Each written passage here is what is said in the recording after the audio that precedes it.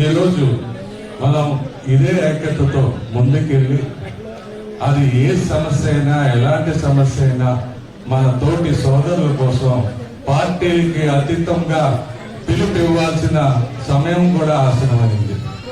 మన అభివృద్ధి, మన ఎదుగుదల అంతా కూడా మన ఐక్యతతోటే ముందు తీసుకెళ్లగలం అనేది ప్రతి ఒక్క సభ్యులు 10 మంది సభ్యులకు తెలియపరిచి ఈ ఐక్యతని పెంచే విధానంగా మనం ముందుకు తీసుకెళ్ళాలి. ఇవన్నీ మనం ముందుకు తీసుకెళ్ళాలి అంటే ముద్రగడ గారి స్ఫూర్తి మనల్ని ముందుకు తీసుకెళ్తుంది. ఆయన ఎక్కడికి వెళ్ళలేదు, పిల్లంపూడిలో ఆయన రెస్ట్ తీసుకుంటున్నారు. మీ అందరికీ తెలియపరిచేది ఏంటంటే ఇదే ఐక్యత, ఇదే కట్టుబాటుతోటి మనం అందరం ముందుకెళ్ళాలి. అలాగే ప్రతి అవకాశం తీసుకుని ప్రతి ఒక్క సంఘ నాయకులకి, మన ప్రముఖ నాయకులకి అందరికీ కూడా మరొక్కసారి ధన్యవాదాలు తెలియపరుచుకుంటూ, ఒక ముద్రగడ పద్మనాభం అంటే వ్యక్తి కాదు, అది ఒక శక్తి. ఆయన ఈరోజు బడుగు బలహీన వర్గాలకి ఒక ఆశాజ్యోతి ఆయన ఇచ్చాడు. ఆయన ఒక కాపు ముద్దు బిడ్డ, కాపులు సంక్షేమం, కాపుల అభినయంతో, కాపుల సమస్యల మీద పోరాడి ఆయన ప్రాణ త్యాగం చేశారు. చనిపోతాం అంటే ఆయనకి ఇంకా వయసు ఉంది.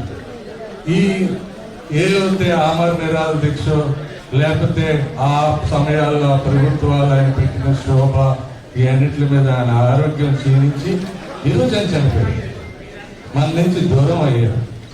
కానీ పైనుంచి ఆశీర్వాదాలు ఉంటాయి. మన ఆయనతో సన్నిహితంగా తిరిగిన వ్యక్తిగా, ఆయనతో ఎన్నో పోరాటాల్లో భాగస్వామ్యంగా, ఎన్నో అంశాల్లో ఆయన చేసే రూపకల్పనలో నా వంతు ఆలోచనలు, నా వంతు శ్రమ పెట్టినందుకు నేను చాలా గర్విస్తున్నాను. అలాగే అందరినీ కూడా మేము అభినందిస్తున్నాం. మరి ముఖ్యంగా దీనిలో ఒక జేఏసీ అనే పాత్ర ఉంటుంది.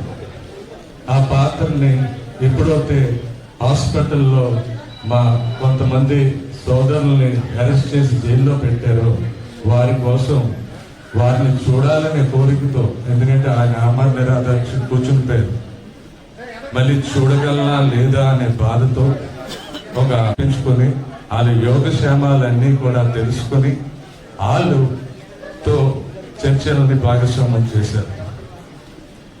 అలాగా ఆయన అనుచరుల్ని ఎప్పుడూ కూడా చాలా ప్రేమగా, ఆప్యాయతతో, మరి ముఖ్యంగా ఒక కుటుంబ భావనతో ఆయన ముందుకు తీసుకెళ్లారు.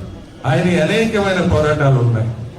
ఏ పోరాటం చూసుకున్నా ఆయన ముఖ్య అనుచరుల కోసం ఆయన తప్పించిన విధానం, ఆయన ముఖ్య అనుచరుల కోసం ఆయన పడ్డ తపన వెనక్కి కనిపిస్తుంది.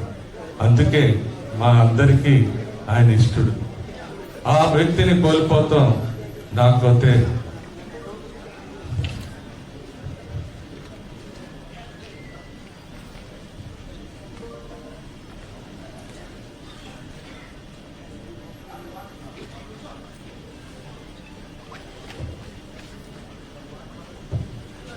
కాబట్టి మేము తెలియపరుచుకునేది ఏంటనగా